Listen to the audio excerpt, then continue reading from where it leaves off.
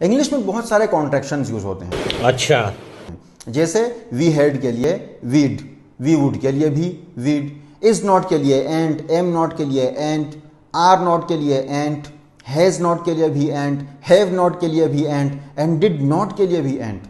अभी इतनी सारी चीज़ों के लिए एंट यूज होता है, तो कैसे पता चलेगा जो सेंटेंस में एंट लिखा है वो इज नॉट है, एम नॉट है, आर नॉट है, हैज नॉट है, हैव नॉट है या फिर डिड नॉट है? पता कैसे चलेगा? तो सुनिए, for example he ant going, he subject है, एंट कहाँ है मालूम करना है कि क्या है, और आखिर में लिखा है गोइंग। इसमें एंट इज नॉट लिखा है क्योंकि ING फॉर्म आता है प्रेजेंट कॉन्टिन्यूअस में, जिसके वर्ब्स हैं इज, आर और एम, और सब्जेक्ट यहां पर है ही, सिंगुलर है, तो इसके साथ तो हमेशा इज ही आएगा, आर नहीं आएगा। तो मैंने वर्ब का फॉर्म देखकर समझ लिया कि एंट का मतलब यहां पर है इज नॉट। दूसरी एग्जांपल, आई एंट गोइंग। अब यहां क्या लिखा है? यहां पर भी इसी तरह वर्ब से अंदाजा लगाया जा सकता है कि ING फॉर्म का मतलब प्रेजेंट कॉन्टिन्यूअस टेंस, और सब्जेक्ट आई है तो उसके साथ जाहिर है एम ही आएगा, आई के साथ इज और आर नहीं आ सकता। तो ये लिखा है I am not going, I ant going. तीसरी एग्जांपल, दे एंट गोइंग। यहां भी ING फॉर्म से पता चला कि कंटिन्यूअस टेंस है और सब्जेक्ट है दे, तो दे के साथ एम भी नहीं आता, एज भी नहीं आता, आर लगता है, तो मतलब यहां ये लिखा है they are not going, they ain't going.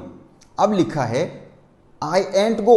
अब यहां अगर ING फॉर्म होता तो हम कहते हैं ये एम नॉट लिखा है, अगर थर्ड फॉर्म यानी गॉन लिखा होता तो हम ये कहते हैं कि ये हैव नॉट लिखा है, लेकिन यहां तो फर्स्ट फॉर्म ऑफ वर्ब है। इसका मतलब यहां ये लिखा हुआ है did not, I did not go, I ant go. Did के साथ हमेशा फर्स्ट फॉर्म ऑफ वर्ब आता है।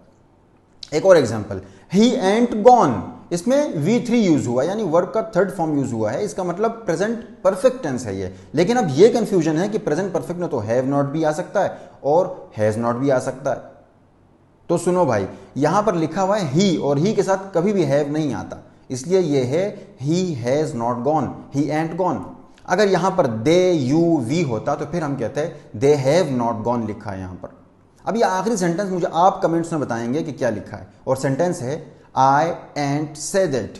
I ain't say that. I hope it helps. Thank you for watching and follow for more.